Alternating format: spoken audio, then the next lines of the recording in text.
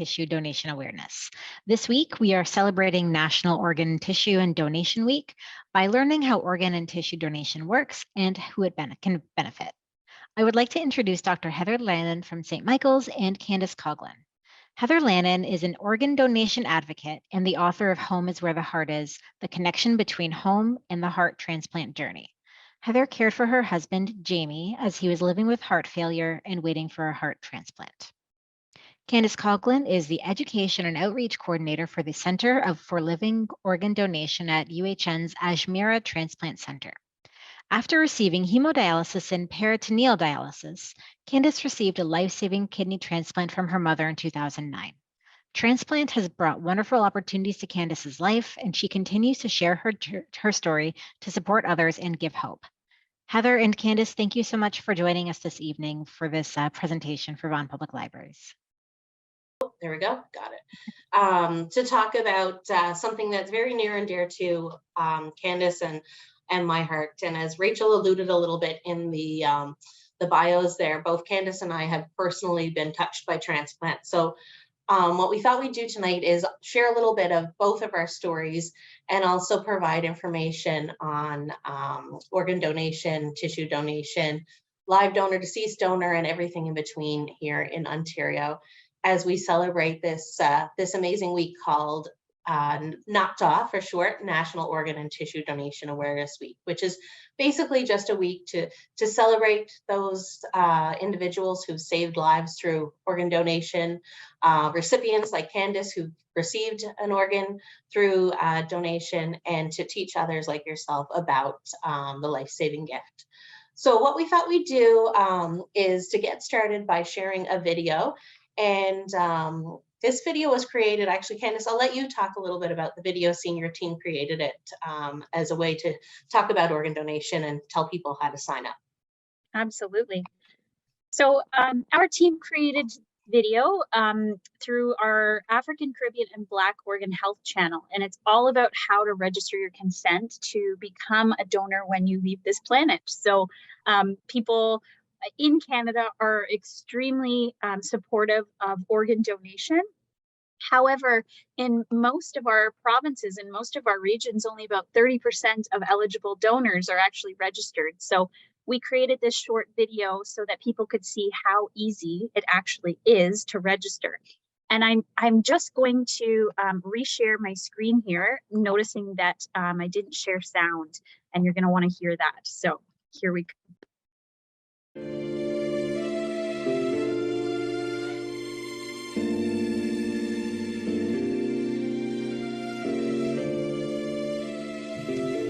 Help us fill in the blanks. Take 2 minutes out of your day that could change someone's life forever. So you've made up your mind. You want to be a donor. So let's head on over to beadonor.ca and let's get you registered. Did you know that 1,600 Ontarians are currently awaiting an organ transplant? 90% of people agree with organ transplant, but only 35% of those are registered. So let's get you registered. Now, if you have frequently asked questions like, what organs can I donate? You can find those answers here. And if you've got more questions, click more frequently asked questions. Once you're done, head down and hit register. This will take you to the Service Ontario online organ and tissue donation registration portal. From here, you're going to register, check, or update the status of your organ donation. Don't forget your health card. You're going to have to select what type of health card you have, whether you have the red and white one or a photo health card. Me, I've got a photo health card. Then you're going to enter your health card number here. We'll have to determine what kind of series health card you have. You can find the version code with these pictures. Then select your birth date. Now, once you've got the 3 check marks, you're ready to go from here. You'll have to consent to save lives. Would you like to donate organs and tissues for transplant only or for medical research? If you want to donate all organs and tissues, click the first box. You can also decide to only donate some organs and tissues. If you want to opt out to donating some organs and tissues, click below. Let's review. We're almost there. Now you're going to give your consent.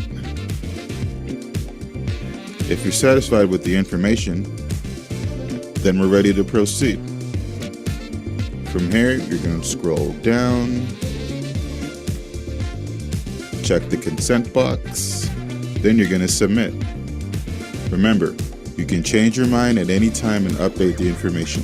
By making the choice, we could all one day save up to 8 lives, maybe even the life of someone you love.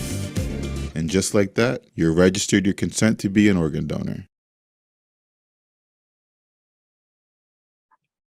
So as you can see, it's as simple as that. You know, it takes about 2 minutes to do as long as you have your health card. And there are easy step-by-step instructions to help you through the way. So with that, I'm going to turn it over to Heather, and she's going to talk a little bit about her personal experience. Thanks, Candice. So as we go through the presentation, we'll refer back to some of the points we raised in the video, but we wanted to start off just by showing people how simple it actually is to register to be a donor. So as Rachel mentioned in our introduction, my connection to transplant is actually through my husband, Jamie. On the screen, you'll see a variety of pictures there from the time he was just a small baby at 1, right up until not that long ago when we were married a couple years back. But Jamie was a baby born with a congenital heart defect. There was an issue with his heart when he was born. And at a year old, he had corrective surgery to fix the defect. And as you can see through the pictures, he went on to live a pretty normal life. You know, went through school, graduated high school, went on to university, became a teacher, got engaged, married, bought a house, etc. You could switch, Candice, to the next one. But then when Jamie turned about 30 years old, his heart began to cause issues. His health started to deteriorate, and we were living in Newfoundland at the time, and the care that he needed was not available there. So we relocated to Toronto and actually ended up going to the Ajmera Transplant Center where Candice currently works. You'll see throughout some of these pictures some of the different medical procedures that he went through, things like ICDs and pacemakers and defibrillators and a LVAD, an artificial heart, until finally he had a transplant. Unfortunately, the transplant was not successful, and Jamie passed away just about 6 years ago now. But, you know, much like Candice, I believe in the power of donation. I believe that through telling Jamie's story, as well as talking about my experience and showcasing the need for donation, we can all work together to save many, many lives. So that's kind of why I'm here tonight to talk about the deceased side of organ donation, and then Candice will share some of her personal story, which focuses more on the living donation side. So next slide, Candice. So as you heard in the video, one organ donor can save up to 8 lives, and it takes just 2 minutes to register. That video took you through the exact steps you would take if you logged into the website you see there, beadonor.ca, and it's super easy. It's a couple of clicks, it's your health card, and you can have the option to donate everything or donate specific organs. A lot of people still sometimes think about the driver's license and your consent being on that driver's license. That's not the case. We know many people don't have driver's license, or you know, many people don't have IDs and things like that. This Be a Donor website is where you can easily go in, click, click, click, click, and it's done. So very simple. The other graphic there, you'll see that one donor can also impact the lives of up to 75 people. And a lot of people think about organs in terms of solid organs, things like heart, kidney, liver, lungs, which is correct. However, there's many other parts of the body that can be donated that can improve the lives of individuals who are in need. So things such as your corneas or bones or ligaments or skin, all can be donated and have a drastic impact on people's lives. Next slide, kids.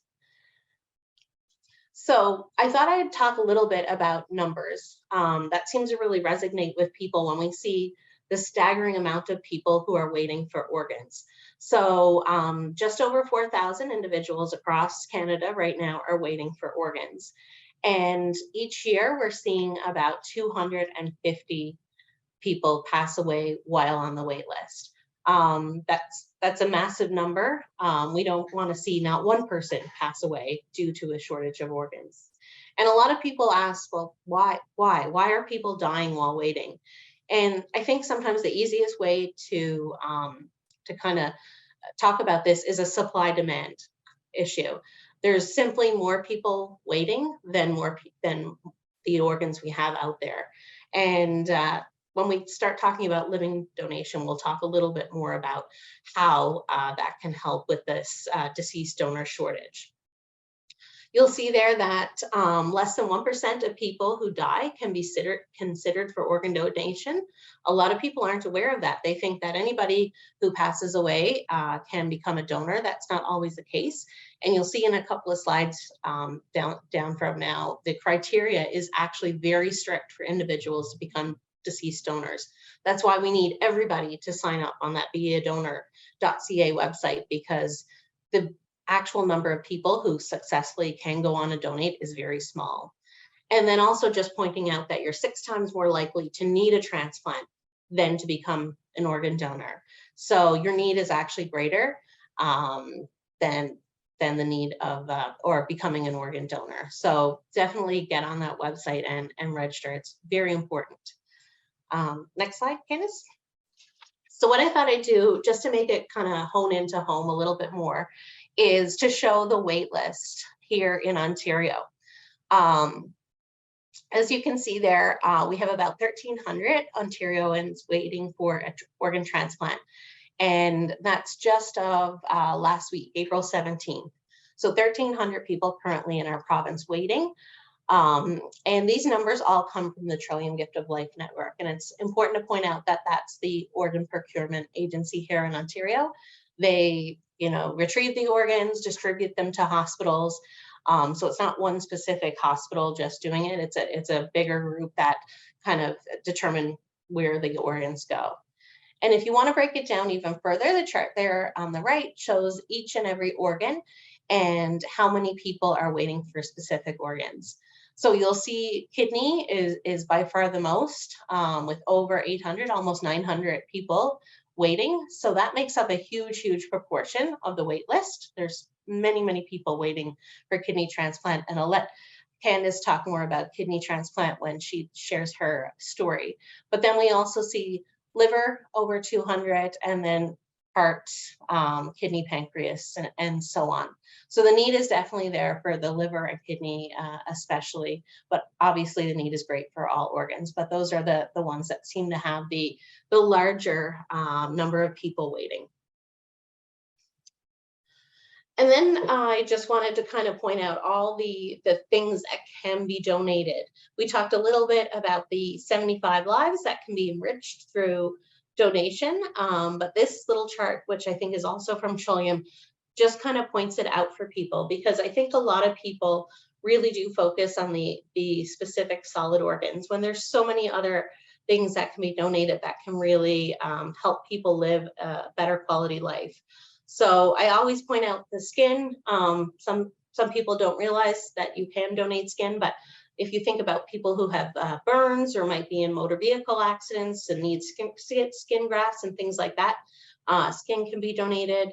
Corneas, eyes for people who might be blind or have visual impairments, bones, tendons, that kind of thing, all can be used in different types of orthopedic surgeries.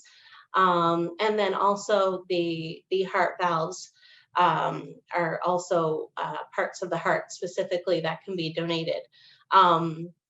I used to work with Candice at the Ajmera Transplant Center, and I now work at a different hospital in heart surgery. And the particular surgeries we do, requires these specific heart valves from deceased donors. And we have individuals on our list waiting months and months for these valves. And again, it's the same kind of a process of just not enough people donating in order to meet the demand of all these people waiting. So we really need to get more and more people to register and sign up to be donors. And then donor criteria. As I mentioned, there's only 1% of people who pass away that are eligible to be donors. And there's multiple reasons for that, but individuals must be declared neurologically dead. So you might often hear the term brain dead, and that's usually what the individual needs to be declared. You know, most people who become donors actually pass away in an ICU setting because the machines are there to make sure that all the organs are still getting oxygen and blood flow and that kind of thing. So that limits the amount of people who actually can be donors. Each person and organ is assessed independently. So, you know, if somebody died of a heart attack, for example, perhaps their heart might not be suitable to donate, but their kidneys or their liver might be suitable. So even if an individual can't donate all 8 of their organs, they still may be able to donate 1 or 2 and impact those individuals' lives. The person can't have any active infections or any transmittable diseases. And then some forms of cancer and other illnesses obviously would eliminate people. I always tell people, when you're thinking about organ donation, don't eliminate yourself, sign up anyways. And then at the time that you know, you're passing or whatnot, that you will be assessed to see if you're a donor. Let us assess you versus you screening yourself out when that might not be the case. And a lot of people, you know, tend to think, oh, I'm too old. They wouldn't want my organs, I'm too old. You'll see the stat there on the screen. The oldest Canadian donor on record was 93. But whenever I do presentations, I always tell a story about an individual who I know through the transplant community. And she had a liver transplant, I want to say maybe close to 20 years ago. It was at TGH.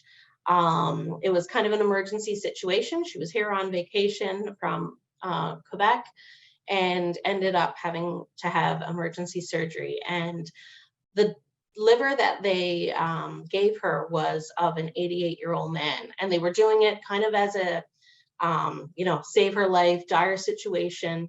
They were just going to do this temporarily until a better liver came available. And that lady went on, got married, had 3 children, and I believe she's in her 40s and her liver is 107. So never, ever, ever rule yourself out because you think you're too old to donate. You know, my friend is a gymnastics coach and competes in all types of sporting events with her 107-year-old liver. So still going strong almost 20 years later. So next slide, Candice. So in Ontario, as we said, there's many, many adults and children currently waiting for life-saving organs. And, you know, I always want to point out the children piece too, because a lot of times we think of individuals needing organs as just being adults. We do have many pediatric patients who are also in need of organs. So, you know, if you have children or teenagers, as a parent, you can also sign those individuals up to be donors as well. A lot of people don't want to ever think about that, but there are definitely children in need as well who would benefit greatly from organ transplants. The other piece of information that I always try and stress is that while, you know, we want people to go on that website, we want people to register, it's always important to talk to your family about organ donation. Make sure your family knows your wishes, because if you are incapacitated, you're not able to speak for yourself. Those people around your bedside will be part of that decision-making process when the time comes to ask about organ donation. So it's really important that you let your spouse, your parents, your friends, your next of kin, whoever that might be, know about your wish to wanting to donate your organs, because they need to be able to speak to you if you're not able to speak for yourself. And again, we just keep pushing the point that 8 lives can be saved and up to 75 more can be enhanced through the gift of organ donation and tissue donation. We talked a little bit about the different types of organs that can be donated. Most people are familiar with heart, kidneys, livers, lungs, but we also have things like pancreas, small intestines, eyes, heart valves. Again, that Be a Donor website is really important. Talk to your family. And, you know, you do have the option, as you saw in the short video in the beginning, if you only want to donate one organ, donate that organ. If you only want to donate a tissue, you can check that. And there's also opportunities to donate if you don't want to donate to a person, but you could donate your organs to research, to science, so that we can learn more about transplant. There's always upcoming and new innovations coming out in terms of ways to preserve organs, make organs. I think there's even some things where they're trying to grow organs, but all that comes through research and people offering to donate things for science and research purposes. And then I think this might be the last one before I hand it over to Candice. Just some frequently asked questions, which I've kind of talked a little bit about. Again, don't worry about age. Age is just a number. You know, sign up and we will determine at the time of death if you're suitable to be a donor. Don't worry about medical history. You know, sometimes people think, oh, you know, I have asthma, or I have diabetes, or I have, you know, any type of ailment, and they think, oh, I can't be a donor because of that. Nobody would want my organs because I have this illness. Not the case. Everybody's individual. Everybody's evaluated on a case-by-case basis, and then even your organs are evaluated on an organ-by-organ basis. All major religions support organ and tissue donation, or they're respectful to an individual's choice. You know, some people are of the belief that perhaps this wouldn't be in line with their religious beliefs or their religious values, or, you know, their religious institution might not approve. All religions support organ donation. We've done a lot of work with different religious groups and gone to different centers, different places of worship. And, you know, for the most part, everybody's been very open and welcoming and accepting of this organ donation initiatives. And then organ donation or tissue donation don't impact funeral plans. It's still totally able to have an open casket if a burial is what you're planning, cremation, any type of an open casket. It does not prevent you from celebrating your loved one in any way, shape, or form. So, you know, there's no need to rule it out because you think that some of your ways to celebrate your loved one is not going to be possible. I'm sure there's probably going to be many, many questions towards the end. So I think I will just hand it over to Candice to share a little bit about her transplant journey. And she's going to talk more about the live donation side of organ donation. Thanks, Heather. That was fantastic. So like Heather said, my name is Candice, and in the introduction, they also stated that I am a kidney transplant recipient. So back in 2008, when I was in university, you can see me there in the top left-hand corner, I'd lost a lot of weight and I wasn't feeling good. So my mom suggested that I go get some blood work done. I did that in the afternoon, and by 2 o'clock in the morning, my local hospital was calling me, telling me that I needed to get to an emergency room immediately. So I went begrudgingly because it was late and I was tired. And I was admitted. There were many tests that were done on me. And a few hours later, a doctor came in and told me that I had under 5% kidney function, that my other organs had started to shut down, and that I was knocking on death's door. So it was time to act quick.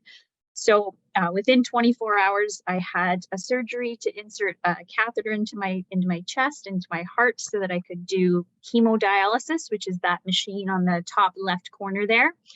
And I dialyzed every day for 3 weeks in center to get myself stronger.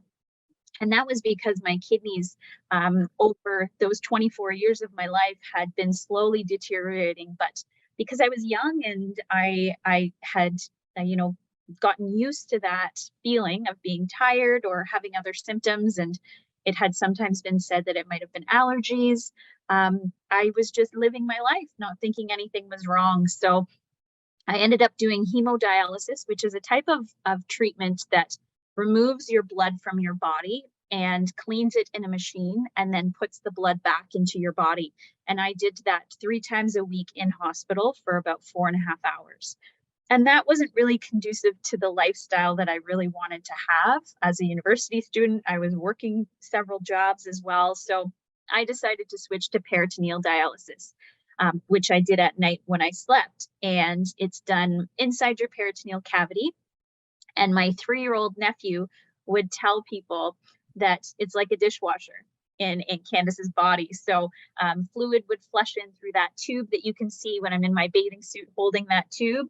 At night, a machine would flush fluid into that cavity. It would sit and it would clean out all of those poisons that my kidneys weren't able to flush out. And then all of that dirty water and dirty fluid would be flushed back out of that machine, like my nephew said, similar to a dishwasher. And then I could disconnect and I could spend my whole day free. So that was much better for me. But throughout that process, dialysis, you're either going to a hospital 3 times a week for a minimum of 4 hours, and that takes a lot out of you. Or with peritoneal dialysis, I was doing it every night by the end for about 9 hours, and I had to be connected to that machine that whole time. So it really, it takes a lot away from your life. You're exhausted, you don't have a lot of energy, you're really itchy. There's no freedom. You have to eat certain foods, you have to watch your sodium and a lot of other things that really aren't conducive to a young person's life or really anybody's life. Dialysis is not a good way to live. So throughout that process, my mom talked to the doctors and said, I'll do anything. She's my daughter. How do I help? And they said, well, we could look into seeing if you would be a potential living donor for your daughter and you could donate a kidney. So she said, okay, that's what I'm going to do. I'm going to be her donor and we're going to get this done. And, as I'll speak about later, it's a very rigorous process.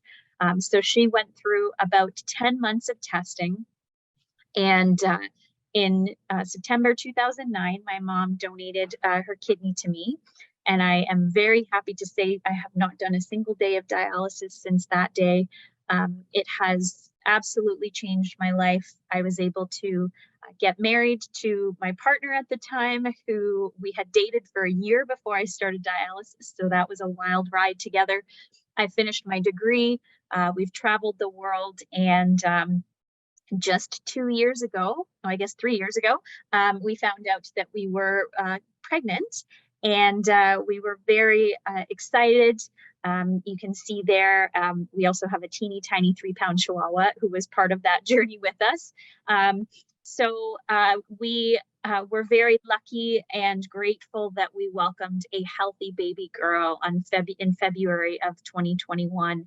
And she's absolutely changed our lives. She is a light in our life. We never thought any of this would be possible. And I always tell people that my mom not only gave me life twice, but she also gave me the opportunity to create it. So living donation is very close to my heart. It has literally given me my life back. It saved my life, and it's given me the opportunity to work in this field as well and connect with other people and support them along their journey. So today I'm going to talk a little bit about that process, what that looks like. As was said in the introduction, I work for the Center for Living Organ Donation. We were created back in 2018 by UHN Transplant to improve access to living organ donation for people who need life-saving kidney or liver transplants, and those who want to give that transformative gift of life as well. We have an info line and email, so you can contact us anytime.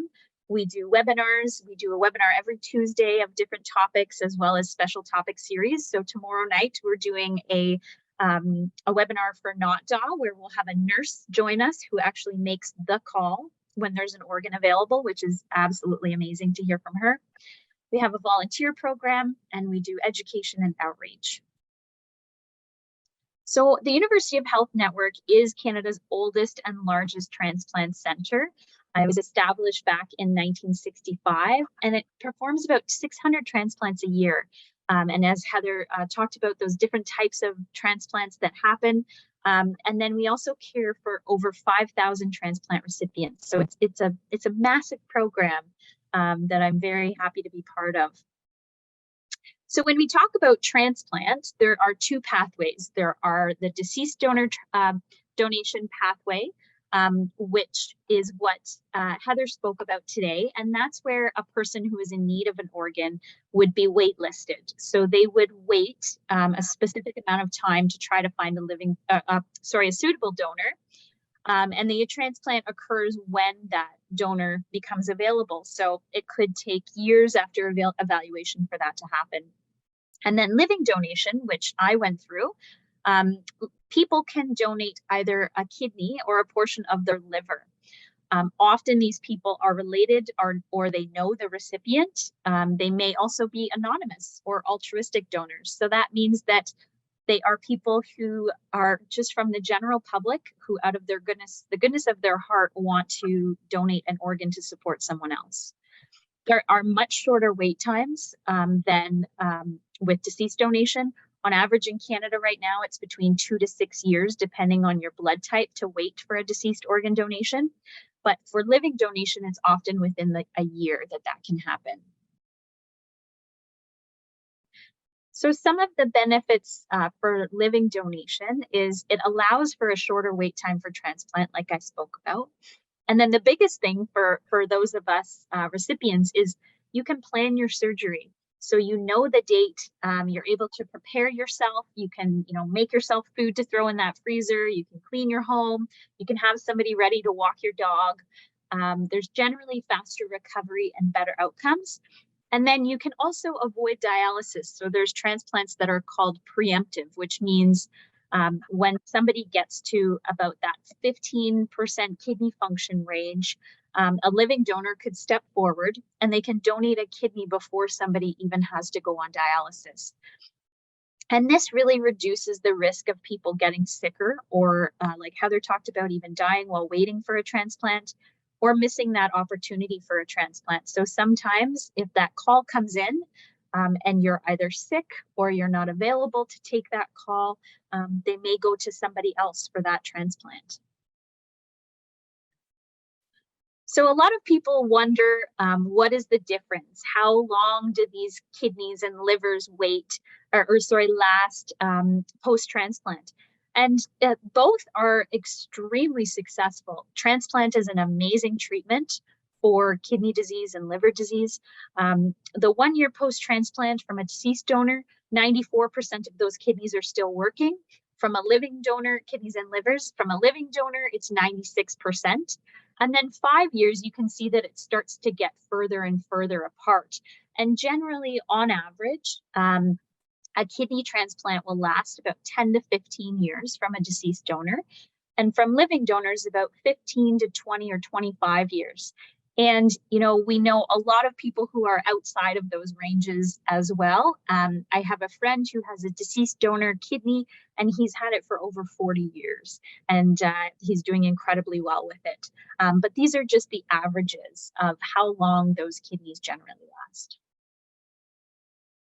So people always ask, who can be a living donor? It doesn't have to just be relatives.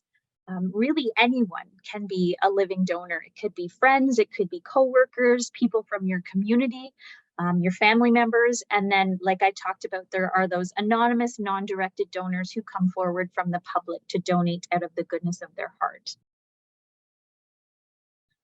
When we talk to living donors about why they've done it, most people do have a connection to transplant in some way, and many people have a connection to the recipient.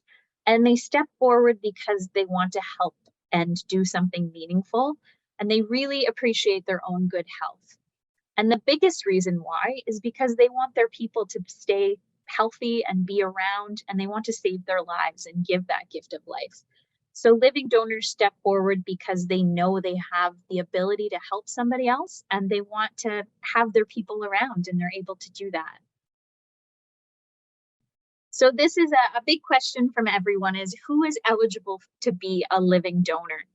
So to donate a kidney, the age range is 18 years and older. There's no upper age limit for kidney. It's more based on your health. And then for liver, it's between the ages of 16 and 60 years old to donate a liver. You have to have no major health issues, and you have to have for kidney, a compatible blood type, but there are options available if you're not compatible with your recipient. For liver, you have to be a match of a blood type. But as you can see there, there are there's a lot of benefits to being a recipient with AB blood type, because you can receive from anyone. And then as an O donor, you can donate to anyone. And that's why if you are an O blood type waiting for an organ, you will wait the longest, because unfortunately you can only receive from that O blood type as well. So the kidney pair donation program is this fascinating program that's run by the Canadian Blood Services. And what happens is, if I have a donor and they're not a match for me, we can go into these chains. And what happens is there's this remarkable algorithm that figures out matches across the country. So an incompatible pair will go into this pool, and donor A could donate to recipient B, and donor B could donate to recipient A, and there would be a swap. And sometimes they're as small as 4 or 2 pairs, or the longest one has involved 24 people across the country. And those are closed loops. There's also loops that start off with a non-directed anonymous donor. So that means that there's an extra kidney in the pool. So after that swap happens, there's still a kidney available, and then that kidney can go to a person who's waiting on the wait list as well. To be a living donor, you have to go through a very vigorous process. There are many phases to it. It starts with finding out your health history and your blood type. And then once the donor team reaches out to you, you'll go through several phases of testing. So as a living donor, they will do blood work, they'll do medical imaging, you'll speak to a social worker and a surgeon. And then if you go through all of these phases, and the most important thing that they will talk to you about is your health. So making sure that you are healthy enough to donate. The donor team is separate from the recipient team. So their goal is to make sure that you are healthy and you are fit enough to go through this surgery, because your health is at the utmost importance to that donor team. So if you get through all of these different phases, then you will make it to what we always call the big boss, the surgery, and you would undergo that surgery. After that surgery, you would wake up in hospital. There would be many tests that they would do on you. They would take very, very good care of you, making sure that your pain is managed because you just donated an organ. And then generally most people are discharged from hospital between 5 to 7 days. And then they will check back on you quite frequently. So that donor team is always in communication with you. You'll have blood work done, multiple blood work panels, and most people are back to work within that 4 to 6 week range. It's much longer generally for liver than it is for kidney, because it's a much more invasive surgery for a liver donor. And then you do much more blood work, and then at that 1 year mark, you would go back to your family physician and they would follow you just as a regular checkup every single year. So it's a very involved process, and I really didn't talk much about it, but I wanted to show you that process of how living donors get through that. So as I said, the donor team is separate from the recipient team. They prioritize donors and choose one donor to assess at a time. All of these tests are done at the donor's convenience, so they want to make sure that the donors are doing this of their own volition. They've decided to do this on their own, that they're not being coerced in any way. And so all of the tests happen based around your schedule.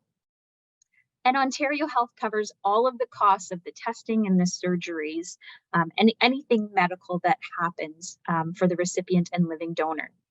But there are often out-of-pocket costs that happen for donors. So most of those things are things like travel, parking, accommodations. However, there is support for donors because we want to make sure that there are no barriers for living donors to come forward to support someone. So we have a program in Ontario called Pre-Lodge that covers these expenses. And then if people are living in northern areas of Ontario or in rural areas, we also have a partnership with Hope Air and a Northern Ontario travel grant to support those donors. The big question too is always, what are the risks? So not all transplants are successful, meaning sometimes you could have a really great looking kidney or liver, and then it's donated to the recipient, and it just doesn't work. That is not very common because the recipient and donor go through such extensive testing, but it does happen. There's some immediate surgery related risks, which are very similar to other major surgeries: pain, bleeding, there can be blood clots.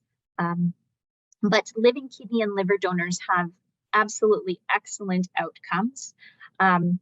It is a major operation, but living donors are generally the healthiest people that we know because they have to go through these incredible health workups. So we know that they're very healthy going into these surgeries. And then the evaluation requires multiple visits to the hospital, and recovery generally takes about 6 weeks for kidney, and generally can take up to 3 months sometimes for liver donors as well. So sometimes, even though there is a recipient and there may be a few people who are really interested in becoming a living donor, they may not be able to be a donor. But there are other ways that people can help recipients. And one of the ways is being a living donor champion. And these people can step forward and have the conversation with other people about how there is a need for a living donor to step forward. That conversation is really hard, if not, I wouldn't even say hard, I would say impossible for us recipients to have. It's really hard for us to be vulnerable and tell people that we need an organ. So if there's somebody else who can step up to the plate and have that conversation for us, it really takes that emotional load off of the potential recipient. A lot of people don't know about living donation, that it's so successful and that it happens so frequently. So sharing that word, helping spread awareness to larger networks is incredibly helpful. And like I said, it really takes the pressure off of the recipient to find a living donor if they have friends and family and networks that are sharing this word for them. So at the Center for Living Organ Donation, we do every Tuesday, we have webinars that you can join us. All of them are free. They all happen at 12 p.m. Eastern Standard Time. And you can log in and register at givelifeuhn.eventbrite.ca or .com. We also have the last Wednesday of every month, we have a caregiver information session as well. We have an amazing YouTube channel that is full of beautiful stories of living donors and recipients, as well as healthy eating tips, innovation. There's really cool information about what's going on out there in the transplant world. If you're interested in that kind of stuff like I am, I'm kind of nerdy about that kind of science thing. We also have an African Caribbean Black Organ Health YouTube channel, and we have a show that's called The Green Table Talk. And so the host Janine sits down with people and has really in-depth, intimate conversations with them about their journeys. And they are incredible interviews. So I really suggest that you go take a look at some of those. And then we recently in September launched a new campaign that is across Canada. called Great Actions Leave a Mark. And it showcases living liver and kidney donors and recipients, showing off our scars. It's been an incredible thing to be a part of, hearing all of these beautiful stories. You can go on to greatactions.ca and you can see the amazing differences in people and their journeys and what they've been through, and really the strength of donors and recipients. And what's incredible is that we are now coast to coast. So we have stories from BC, Ontario, Winnipeg, Manitoba, and then we have just recently started our campaign in Quebec and out east. So those will be coming shortly. And I wanted to finish off by showing you a video of our Great Actions campaign, just because it's so powerful and really beautiful about living organ donation. So let's give this a shot and see if we can make it work. My symptoms for a liver disease was so bad that I needed a new organ to save my life. My kidney was deteriorating at a very fast rate. Did not think in a million years my wife would be a perfect match. Even if I wasn't a match, I would have donated the kidney to someone else so that he could be farther up on the list. When I got the initial go ahead from that I was a match, it was probably one of the happiest days in my life. You know, why not me? You know, maybe I should be doing this. For all my friends that have donors, it's just amazing to see what they do with their life, because it's a second chance. It's an incredibly generous thing to do, that it's extremely safe. Knowing that I was able to make this type of impact and save my sister's life. The scars to me I'm proud of them. And to me they represent hope and love and optimism and all the good things, rather than the panic and the fear. It's a mark of opportunity, it's a mark of hope, it's a mark of gratitude. It's a mark of being able to do things that I had no idea I could do.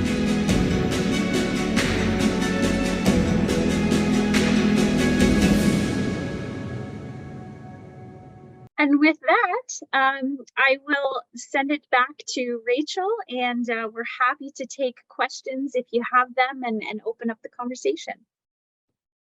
Thank you so much for such an emotional, inspiring, and really informative session. That last video especially, I thought was really, really something. Does anyone have any questions for Heather and Candice while they're here about any of the things that they presented about, or any things you might have any questions about? And happy to have you type them in the chat as well if you don't want to speak up. I thought the information about the paired kidney donation, like the way that it can kind of like be almost like a ladder sort of, was really interesting. Mm-hmm. And what's fascinating is recently there's been talks across Canada as well about how to actually do this with multi-organs. So if there's a living donor who could donate a portion of their liver and swap different organs as well. So it's pretty fascinating what these amazing researchers can come up with. And I think we have one in the chat. What happens when you donate your body to science? So I can touch on that a little bit, and if Heather comes back, she can add to it.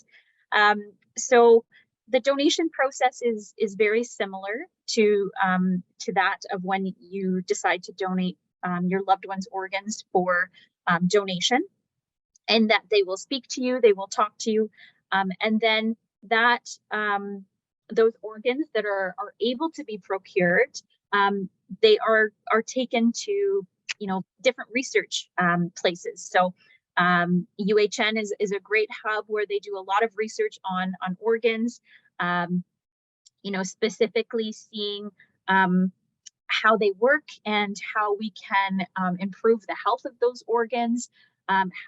There is a new machine called the ex vivo machine that has really changed a lot of things in organ donation as well, and where the machine actually now keeps organs warm rather than cold.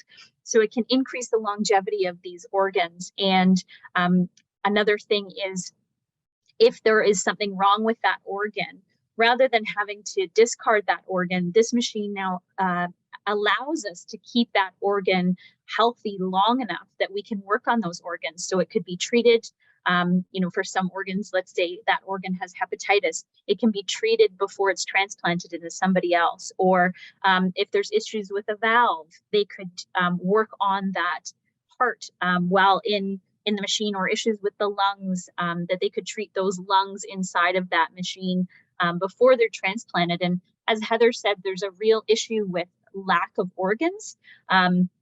And so sometimes a person may really want to donate, but their organs may not be quite, let's say, available, or there might be something a little bit wrong with them that needs some help. And before we didn't have ex vivo, they would be put on ice and they may not be able to survive long enough to do that treatment. But now with these machines, we have much more ability to keep organs alive longer to do some of that treatment, which is pretty fascinating stuff.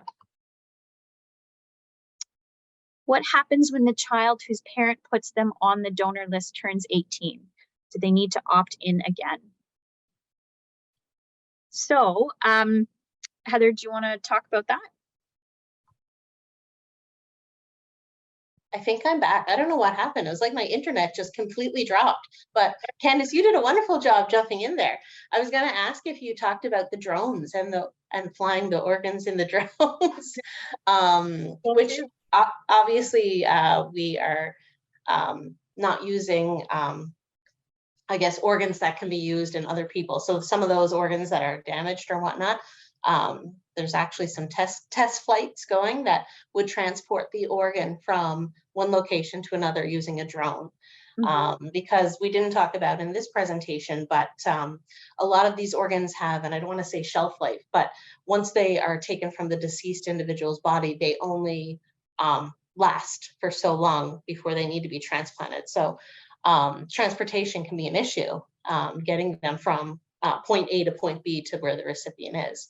But as the question, so once the person can turn 18, it's their choice. They're considered an adult, so they can then sign the card, I still say sign the card, register themselves, or if they choose, I guess, not to be, they can unregister themselves, because then they have the opportunity to make their own choices at that age.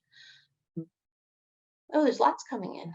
I've had an issue with low iron, underweight, as well as remitting relapsing MS. Wouldn't that deter me from being a donator in any capacity? Is there a point in registering only to be turned away? So my grandmother had multiple sclerosis. There's a lot of people who have many chronic illnesses, who think that, they may not be eligible to donate. And as Heather said, it's best to register your consent and then let the doctors determine if you're able to donate, because even things like your eyes or your skin tissue or bones, those types of things may not be impacted by your chronic illness. So it's really great to register. And if you're able to be a donor, how fantastic would that be? That you would be able to give somebody the gift of sight, or to support somebody with skin donations. I recently renewed my license and registered to be a donor. Amazing. I did not register with the website, only with the ministry. Is that okay? Yes. So you are registered, but if you have any questions, if you've registered somewhere and you're like, I don't know if I've done it, you can go on to beadonor.ca and you can go through the same process that will check if you are registered. So you can always confirm your registration on there as well. And then I'm going to throw this one to Heather. Is there still a funeral if you don't, or if you donate your body to science? So if you are donating your full entire body, the body will go to the university or the lab or wherever it's going. But if you donate just specific parts, yes, you can still have a funeral. So let's just say in my particular case, I donated Jamie's corneas. They went to an individual who to improve his sight, but I also donated the heart to science, the old heart, so that doctors could study it and learn more about heart disease. So by donating those specific things, I still did, you know, a funeral, I still did, you know, a celebration with loved ones and that kind of thing. So depending on what you're doing, I think it is possible, but obviously if you're going to give the whole body, that will go directly to the research facility or the lab or the hospital center, but different parts, it's still possible. That's great. Those are really great questions. No. And I'm just looking here. I think we only have 1 minute of time left, right, Rachel? So I'm wondering if anybody else has a final question. Here we go. Oh, wow. I wanted to share, my husband was the recipient of a kidney from a living donor December 2nd, 2022. Well, congratulations. That is amazing. And what an amazing Christmas gift to get. And he's doing wonderful. Is the best way to end this tonight. Thank you so much for sharing that. That is absolutely wonderful. Wow. The gift continues to give, right? That's amazing. Wow. Thank you so much for sharing that. It is amazing. Heather, Candice, thank you so much for spending the past hour with us, teaching us about organ donation and tissue donation and living organ donation. I wrote down all the links that you shared at the very end there. I'll share that with everyone on the mailing list. Thank you again for everyone that attended. Thank you again to Heather and Candice. Thank you so much for having us, Rachel. I put our email in the chat there too, if anybody wants to reach out. Okay, that's great. Thank you so much, and happy National Organ and Tissue Donation Awareness Week, everyone. Thanks, everyone. Thank you.